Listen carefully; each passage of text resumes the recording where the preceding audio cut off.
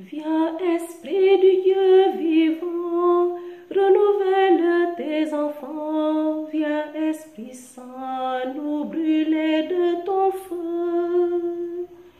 Dans nos cœurs répand tes dons, sur nos lèvres inspire un chant.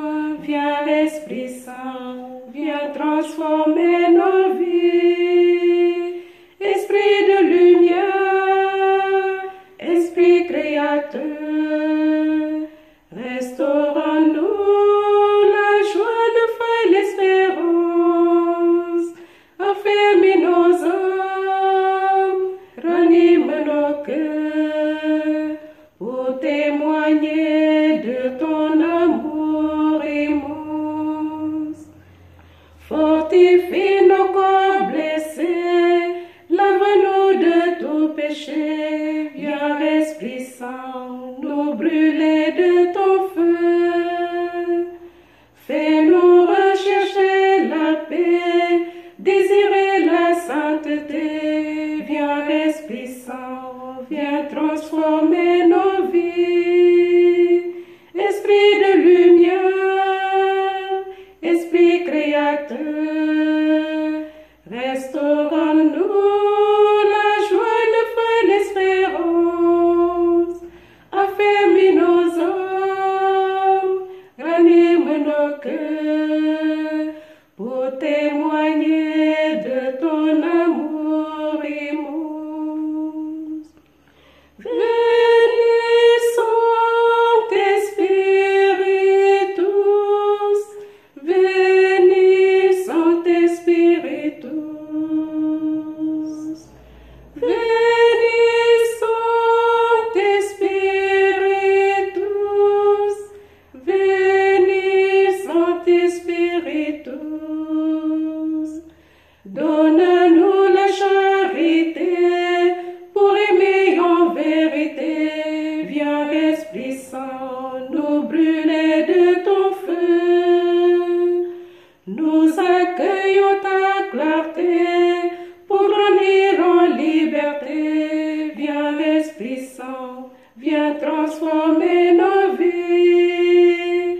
Esprit de lumière, Esprit créateur, restaure-nous la joie, le feu, l'espérance.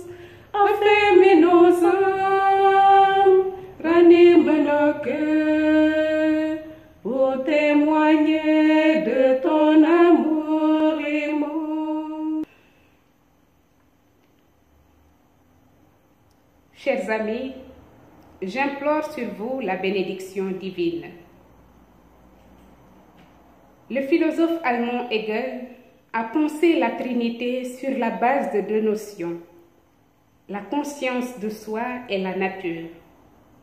Pour lui, Dieu doit être nécessairement trinitaire. Car si Dieu n'est pas trinitaire, il ne peut pas avoir conscience de lui et il ne peut pas avoir conscience de sa nature. Ce qui serait grave, car un Dieu qui ignore qu'il est et qui ignore ce qu'il est, c'est un Dieu qui n'est pas omniscient et donc c'est un Dieu imparfait.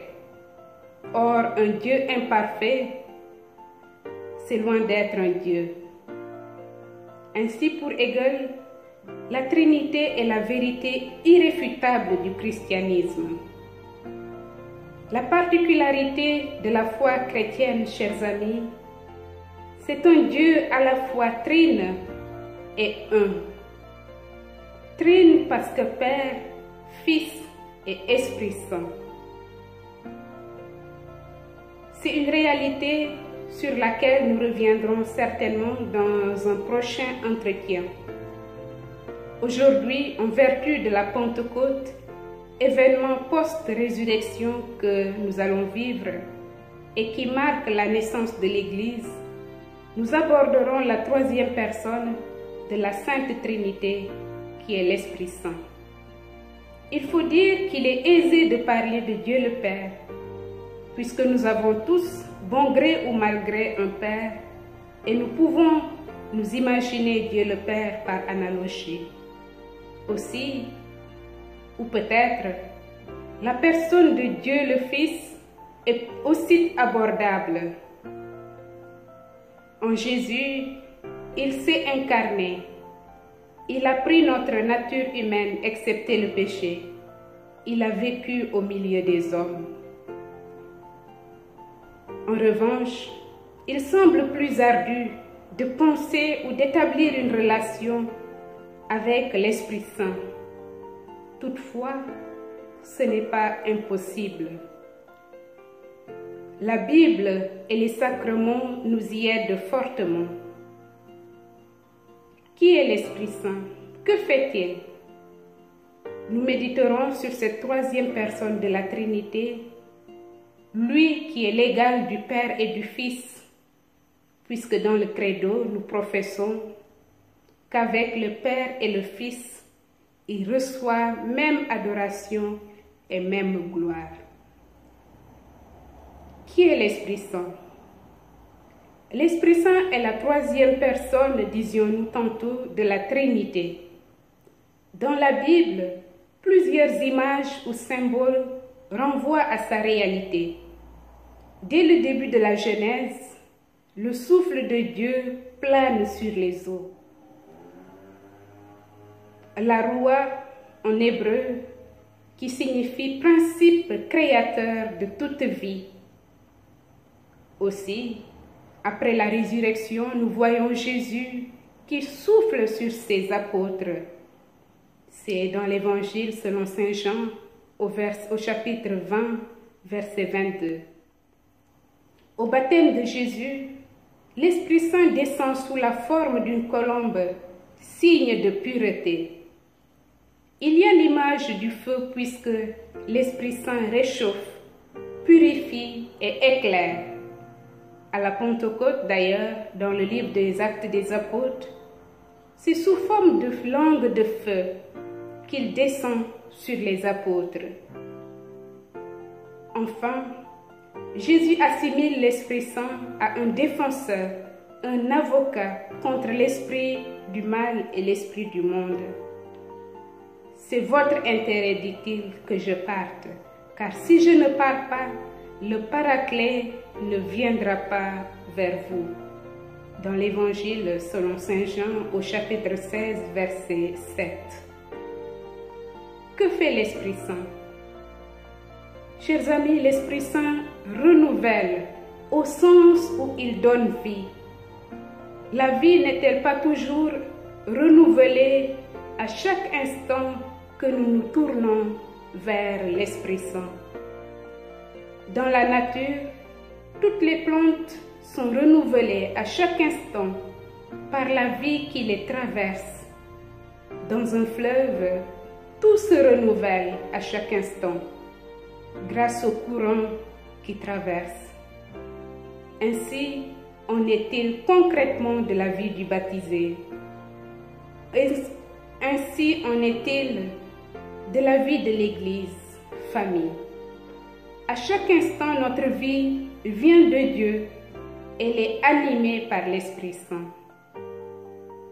L'Esprit Saint unit ce qui est dissemblable. Seul l'Esprit Saint est capable d'unir des hommes et des femmes différents en une famille spirituelle, en une communauté, en une paroisse. En effet, si l'Église est capable d'être signe d'une part par le moyen de son unité, c'est parce que cette unité, cette union est assurée par l'Esprit Saint, par la grâce de l'Esprit Saint. L'Esprit Saint fait de nous des missionnaires. Jésus disait à ses disciples, « Vous allez recevoir une force et vous serez mes témoins depuis Jérusalem jusqu'aux extrémités de la terre. » C'est ainsi que les disciples firent l'expérience de l'Esprit Saint comme d'une force qui les pousse au dehors. La mission n'est pas propagande planifiée, mais sortie incessante de Dieu vers l'homme et sortie de l'homme vers l'homme. nous qui avons été baptisés, confirmés, portons en nous la responsabilité de ne pas retenir le souffle de l'Esprit Saint, mais de le laisser agir à travers nous dans le monde. Le pape François parle d'une église en sortie, une église qui se doit d'aller aux périphéries existentielles. Enfin, l'Esprit Saint fait de nous des saints. Il nous fait en effet vivre comme Jésus. Nous approfondirons ce thème de la sainteté prochainement. À présent, voyons comment l'Esprit Saint est-il dispensateur de dons. Dans l'hymne du Veni Creator Spiritus, nous demandons à l'Esprit Saint de donner les 7 dons de son amour.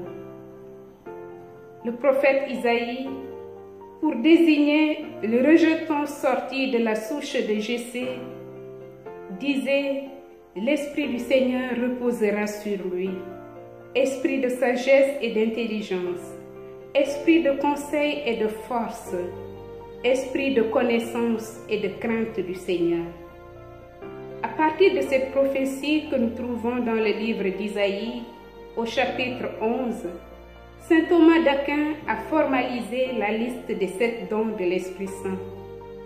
Faisons-en un tour rapide. Le don de la sagesse. Elle fait goûter la présence de Dieu dans un plus grand compagnonnage avec lui et un plus grand dynamisme missionnaire. C'est le don contemplatif par excellence. Le don d'intelligence. Ce don nous aide à entrer dans le mystère de Dieu pour comprendre de l'intérieur la foi, les Écritures. Elle, l'intelligence, nous permet de distinguer l'erreur de la vérité. Le don de science, c'est le don qui permet de reconnaître Dieu à l'œuvre dans la nature, dans l'histoire. Grâce à ce don de science, on reçoit le monde comme un don de Dieu et par conséquent, on a le sens de la précarité de l'univers. Je fais un clin d'œil à tous les écologistes. Le don de force. Elle donne la persévérance dans l'épreuve, le courage du témoignage. C'est elle qui soutient les martyrs. C'est elle aussi la force qui nous aide à accomplir notre devoir d'État ou à vivre le combat spirituel.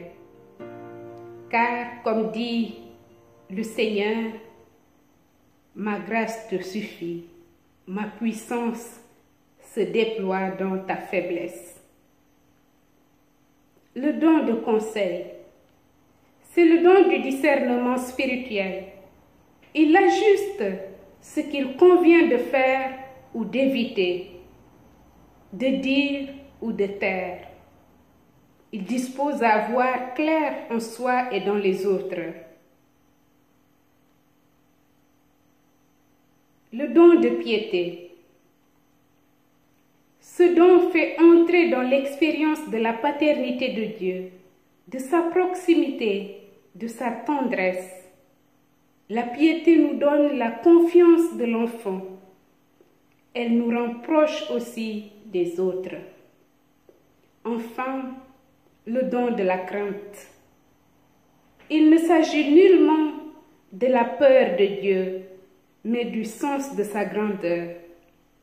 La crainte donne d'avoir la conscience de l'infinie distance entre le tout autre, le tout grand, le tout puissant et nous, ses créatures. C'est un don qui suscite une attitude d'humilité et d'émerveillement. Quand on reçoit ces 7 dons, ou quand on en reçoit un ou deux ou plusieurs, c'est pour un plus dans notre vie.